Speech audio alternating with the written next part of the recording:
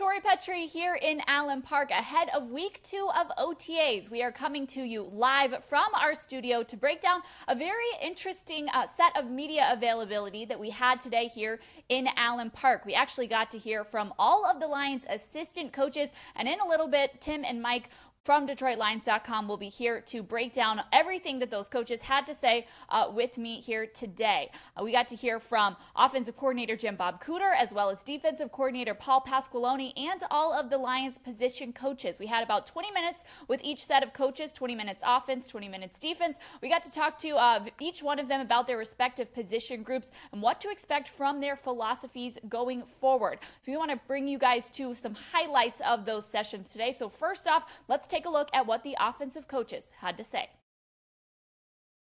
It's been good getting to work with him. Obviously, new head coach.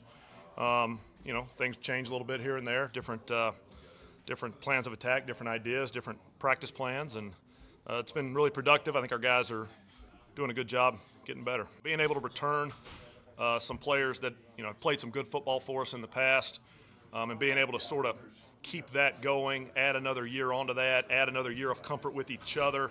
We expect that to pay off. We expect that to be good for our offense and good for our team. We would say that there's really no ceiling for him. From a talent standpoint, he understands that. And then from a leadership standpoint, we're asking a lot from him. He understands that. He takes it in stride. And he and JB have a good relationship, so I'm looking to add to that. You need guys that are able to do different things, and hopefully all of them could improve in all those areas. Obviously Golden was really great as a run after catch guy, but he can't be the only one to do that, and all those guys want to improve in that area, and all of them want to improve in being a deep ball guy. Golden wants to be improved as a deep ball guy, so we really don't want to necessarily pigeonhole guys into their spots. It's just some guys are good at certain areas. I do know that we want to run the ball better. I mean, that's kind of stating the obvious. I think that having a tight end presence, whether it's one tight end, two tight ends, or three tight ends, we're just talking about 13 personnel and how much of a nightmare that is for defensive coordinators, Matt included. Matt talks about that all the time, just run fits. So if we can, as the position coach, if I can get three tight ends on the field and establish a run game, then that's going to open up big chunk plays in the play action game, and I think everyone's going to benefit from it. I would say that I would think it's a combination of a lot of different things. I don't know if it's just one particular thing. You say if this gets fixed, the whole problem gets fixed. It's really 11 guys out there kind of operating together. So whether it's communication, whether it's a guy making a play here or there, whether it's the ball carrier or a blocker, I think it's a combination of things and not just one thing where you say we fix that and everything is fine. I think it's important that we take it on ourselves to say we have to be able to earn the next run. So you have to be good at one to get another one dialed up, and that should be our intent. I think everybody in the room's threatened by everybody else. I mean, that's the nature of the business. I mean, they're all mature enough to understand there's 90 guys on our team now, and in August there won't be 90 on the team. I mean, and I don't say that lightly. I mean, every day they're competing for their jobs. That's just the nature of the business. As promised, joining me now are Tim Twentyman and Mike O'Hara from DetroitLions.com to kind of discuss everything that happened in that media session. First of all, gentlemen, pretty interesting media session to have, a good opportunity to kind of get to know those guys. Well, the great thing about it, just from an information standpoint, is every position group and every coach sees the game through a different set of eyes, a different set of experiences, and that kind of all comes together. But just to hear them talk about their positions and just move from station to station, sort of like a mini Super Bowl or a playoff, or, mass interview, it's pretty cool. It's great. You sit down with, Robert Prince for a minute, and I got the impression that, he feels pretty good about having 4 veteran wide receivers back, and they're maybe ahead of the curve. And then you can walk over and talk to Walker, and he feels pretty good about the versatility that he's got, in terms of the running back collection in that room, how they can, get outside, they can run inside. There's a tougher element to it. And then you get Jim Bob Cooter talking about, you know, his scheme in the passing attack and how it probably isn't going to be a whole lot different. So it's nice to go from station to station and kind of get a breakdown of each spot and kind of where they set up heading into the off season and training camp. Yeah, like you guys said, it's all kind of happening simultaneously, each guy at his own little station. But between the three of us, I think we covered pretty good ground in terms of getting to know what those guys had to say about their philosophy. So from your conversations today, what were your biggest takeaways about what those guys had to say about their position groups? Well, you know, I spent some time with David Walker and Prince both, and you know, like Tim said, Prince has got pretty much a pad hand. He's got, you know, 4 guys you can count on, and they fill roles, and they filled them well last year at a high level. Running back a little bit different, and you know, David Walker talking about bringing in LeGarrette Blount, 247 pounds, a little different when he hits the hole than last year. Amir Abdullah did at 203. That's just the way it is. Sure. And then Kerryon Johnson, the second-round draft pick out of Auburn, what he might bring. They like his potential. He's shown that he has good ball skills. He was a high school all-state basketball player, which shows he's got good, you know, hand-eye coordination and all of that. And so you just see sort of the building process at one position and the other position where that's one that you're really counting on to be the bedrock of your offense. Yeah, and for me, you know, talking with Jim Bob Cooter, I thought he really made an emphasis this offseason about getting better. He talked about getting at least 1% better in every single area on offense, you know. And obviously he's hoping that number is bigger, but his point 1%? was just you have to improve every single way and focusing on the little tiny things. And he talked about, you know, a route concept that, you know, he ran at 14 yards that maybe is a little bit better at 12 after studying and looking it over and against this defense. And it's those little things that sometimes end up making the biggest differences come the fall. You know, we talk about scheme changes and what's the running game going to look like, but sometimes it's those little tiny details that really make the biggest difference. You know, Tim, I could not agree more, and that's a great point because we always talk about, well, offense, you've got to make big plays. You know how many coaches I've heard say to me, guys, if you don't make the little plays, you're never going to make the big ones. And that's exactly right. That 1%, the 1% solution, whatever you want to call it, that really rings with me. It really does. I think a big topic of conversation in those chats with the position coaches was obviously the run game, understandably, for the offense. You mentioned talking to David Walker, the running backs coach, about that. And then we heard from Jeff Davidson as well, the new offensive line coach, about his philosophy. Something interesting that I thought he talked about was how it comes down to your smarts and your toughness, not necessarily athleticism and what they're looking for. What did you think of that? Well, he started talking about the process too, and I asked him what he did when he's come into a new group, which is really sort of a new group in its own. So he's got 16 players. He watched every play of every game, plus tape of, you know, teams they played for before, and it's a whole process of putting this together, and it's finding out which 5 guys you can get on the field together. Now, look, I think we could name the 5 they like right now, and look, because they're, you know, they've proven over time to be the best players or in the potential in terms of Frank Ragnow. But I just think it's interesting how each coach has a view on how he puts his unit together. You know, it's funny you mentioned Frank Ragnow. We were sitting with David Walker, and someone asked him about all the additions. It might have been even you, Mike, about all the additions this offseason to the, you know, with LeGarrette Blount and Kerryon Johnson. He said, don't forget about Frank Ragnow. That was a pretty important one, when too. your running backs coach is pointing that out. And it just goes to show, yeah, you know, when your running backs coach is pointing that out, that inside element to your run game, that power running game, that being able to get a half yard that frustrated Bob Quinn so much last year, it's all the pieces combined. It's not just the running backs, not just the offensive line. It's a unit, like Mike was talking about, and you got to throw the running backs in there, too. It's really a collective effort. Well, but you know, if you can get them running, give them the running back a chance to run, then let them finish the thing. But you've got to get them running. You've got to get them a chance to change the line of scrimmage, you know, dominate your side of the ball. And I think that's exactly what, when he's talking about Frank Ragnow. Look, what do football players admire most in each other? Toughness and reliability, and I think Ragnow, from what we've seen, his background, might have both. Now, the last group we haven't touched on is the tight ends group. We talked with Chris White a little bit, and interestingly, on the topic of the run game, that was something that he emphasized in his discussion, was how much he's emphasizing run blocking with his tight ends. He even pointed out that Luke Wilson played a little bit of a fullback spot at times in Seattle, and emphasized how good he can be as a blocker. And he talked a little bit about just the specifics that he's trying to get the tight ends to focus on, having each guy kind of focus on a specific spot. Well, I think if you look at analytics, and Pro Football Talk is big out there, and I use that resource as well. All those guys were plus run blockers last year, and I think it goes to what we talked about being a collective effort. It's not just the running backs and offensive line, but the tight end as well. One thing I take from the tight end position is I think it's a wide open race. I think he realizes that. I think he's very open to it. But he likes the players that he has in there and the athletic traits that they bring. He talked about, Michael Roberts, for a guy being as big as he is, how flexible he is and how that helps him in the run game. And he talked about Luke Wilson's athleticism. And so like we talk about with running backs, guys having a lot of different skill sets, I think they have that at the tight end position too. They're just kind of still trying to figure out how that all plays out, who goes 1, 2, 3, and where they fit guys in within the scheme. I like that comparison to the running back room and how you kind of have guys with different styles. Well, in the tight end position really is it's a multi-skilled position. It's sort of like playing linebacker. I swear, if you watch those guys out on the practice field, the linebackers and the tight ends, they look like the top 3 finishers in the Olympic decathlon every year. They're just these multiply skilled cut athletes who can do a lot of things, but it's such a hard position to play. It's no wonder teams are searching for every little part to put together a tight end group.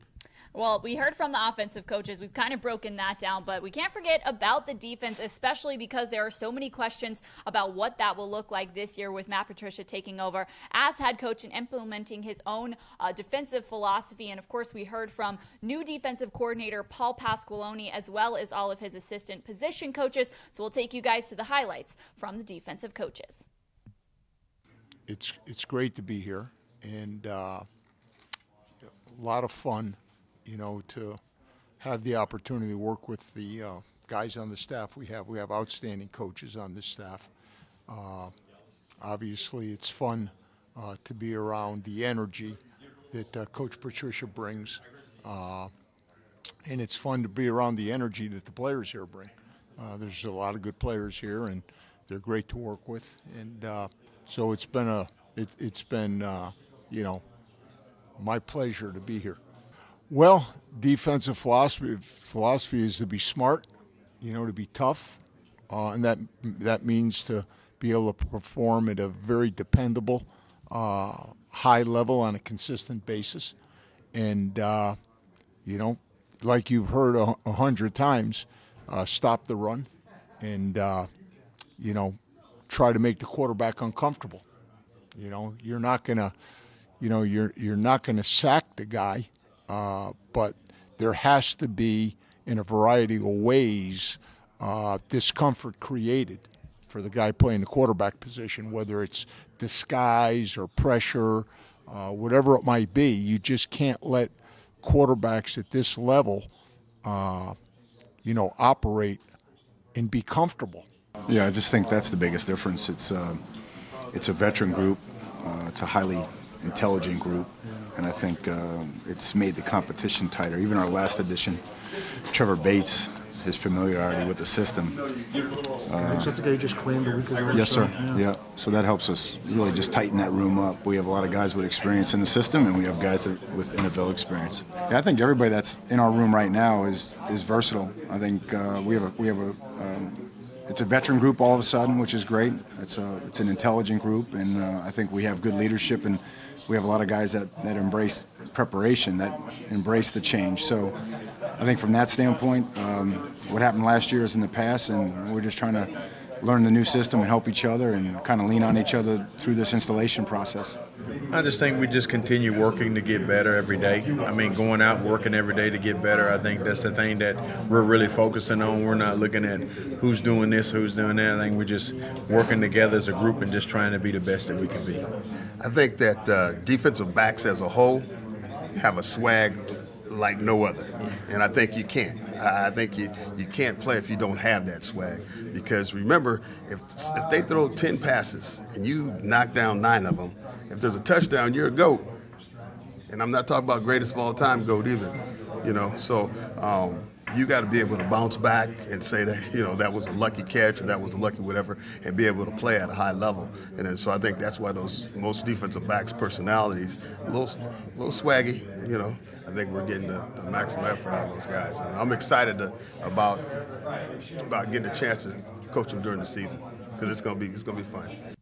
Still a lot of questions about what this defense exactly will look like, but at least we've heard from the coaches now, kind of got a little bit of their perspective on what they plan on doing with this defense under Matt Patricia. So what were your takeaways from the discussions with Paul Pasqualoni and all of his assistants? Well, that word multiple, you know, we've talked about it again, but, you know, there's going to be 4-man fronts, there's going to be 3-man fronts, there's going to be sub packages. Look, we saw that in practice in the open OTA. You know, they did a multiple of things, but I think one thing I took away from talking with a number of defensive coaches was how they have really an emphasis on being smart and having smart players. Look, when you're multiple and you're going to run different fronts and different packages, I think you need to have players that are going to wear multiple hats and need to be fundamentally and technically sound and smart football players. And Bo Davis said it about the guys up front. Al Golden said it about his linebackers. And Paul Pasqualoni said it about his defense as a whole, that obviously you need the skill set to be able to do those things. Sure. But at this level, a lot of guys have the skill set. What separates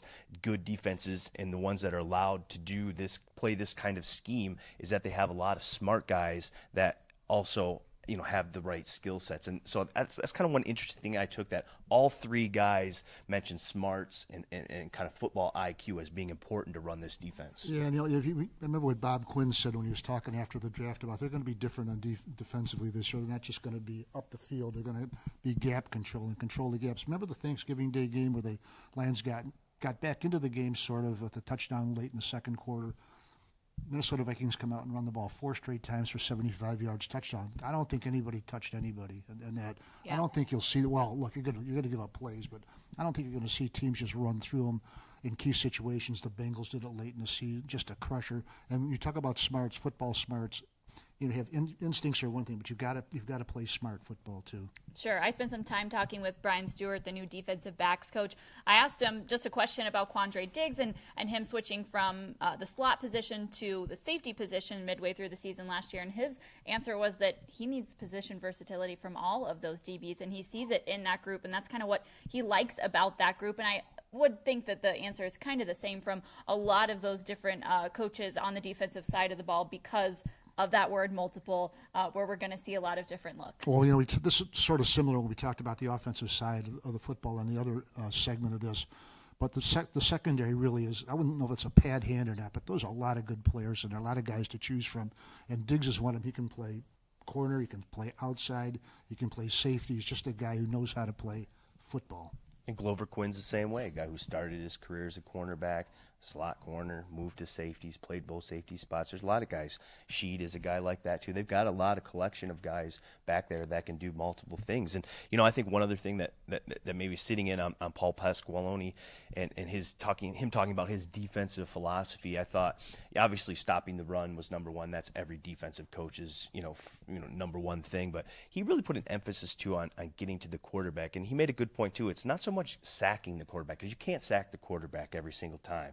He said, but you have to disrupt the quarterback. And I think that's going to be a big part of this defense and why we talk about multiple fronts and moving linebackers around and creating pressure from lots of different angles. It's all in an effort to make the quarterback uncomfortable. He said, look, in this league, if that guy's allowed to sit back there and throw the football, you're done. And we saw that at times last year when this team struggled to get pressure on the quarterback, at least consistent pressure, Mike. And, I think that's an interesting take from him. I think that's really going to be, one of his big directives is stopping the run and at least making quarterbacks uncomfortable. Yeah, and sometimes the average quarterback's hurting the Lions at crucial situations, too. Now, I think sacks and pressures kind of run hand in hand. You don't get sacks unless you get pressure. So I think, one leads to the other. But, that's a really good point about getting the quarterback off his spot. However, sometimes you have to contain, too, like Aaron Rodgers. Getting him off his spot sometimes isn't the best thing in the world. Sure. Russell Wilson would be another example of that. Yeah. Stand there, please. Just stand there. Sure. Now, I know you got to talk with Al Golden, who's coaching linebackers this year. Tell me a little bit about what you took away from that conversation. Well, he likes some of the guys they've brought in. Devon Kennard is one of them. Did I say that right? You did. It's not Devin Kennard. But the steps that Jared Davis has taken, just from one season to the next. Look, he's really taken over that middle linebacker spot. He's terrifically athletic. He's smart. He's willing. He's tough. He's eager. He's got everything you want in a professional football player. He is a young pro football player. I'm going to sneak one real quick one in there from Golden too. Somebody asked him about being a tight ends coach last year and how that might help the linebackers this year, just in terms of some of the things that Jared struggled with covering tight ends and some of the pass stuff. And that, so I thought that was an interesting perspective too that he can lend to Jared Davis's. He's coached those guys. He knows how he went about attacking them and what they looked for. And so I think Jared's going to, have some success and use Al Golden as an asset in that regard, improving that portion of his game. Not all of these coaches have come from the New England Patriots, but there is a sort of a New England Patriots way of operating, that you take information from other teams and even other sports, other disciplines, and use it somehow to shape the way you train, the way you prepare, the way you think, the way you operate. And you'll see a lot of that, I think, in this crew now going forward, because these are, from Bob Quinn on down, these are all, the Patriots umbrella. Sure. Now, before we close out, we can't forget one last group that we haven't chatted about yet, the special teams group. We heard from Joe Marciano, the special teams coordinator, a little bit today.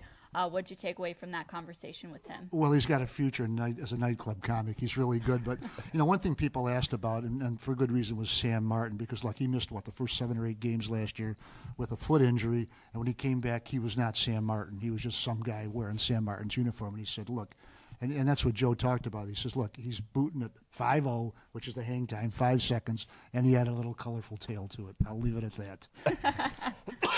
Excuse me, folks. I'm getting over a little cold here, but doesn't We're sound making like you it. talk too much. That's really what's going on here. One of the things I took too is the differences in the rules that are going to be on kickoff. Kickoff rules, yeah. Yeah, he thinks that it's going to be more of a small ball, more of a track team now, because you've got to stay in those setup areas. He doesn't envision a lot of offensive linemen, a lot of defensive linemen being in that kickoff area. It's going to be guys who can get into space, who can block in space. So I think maybe that's one little difference that we could see too. I thought that was an interesting point by him. And also he said that getting rid of the 2-man wedge will benefit him, because they were no good at it last year. So they were number 32 in the NFL on kickoff coverage, and he was very honest about that fact. But they were number 6 overall in Rick Gosling's, special teams rankings. So, they made up for it, and they were number 1 in punt return. They were pretty good in some other areas. But, the one thing about Joe, Marciano, is he is going to be very honest with you, both from a coaching standpoint, a player standpoint. And that's why I wish he was part of the coordinator things during the week, too, because you get a lot of good information talking. Well, he started with 2 people, then there were 3, then there was the whole room watching. Sure. Well, if you guys missed any of those videos with the coordinators or position coaches, they will be up on DetroitLions.com over the next couple of days. We've got some going up today, some later this week, but make sure you catch those recaps of what we heard from those position coaches and coordinators today. And I think I've kind of made you guys talk enough about it. I think we did a pretty decent job of recapping all the highlights of those things, but if you want to watch them for yourselves, they'll be available for you there on DetroitLions.com. So thank you guys so much for tuning into this live breakdown of everything that happened today with coordinator and position coach media availability. For DetroitLions.com, Twentyman and Mike O'Hara, I'm Tori Petry.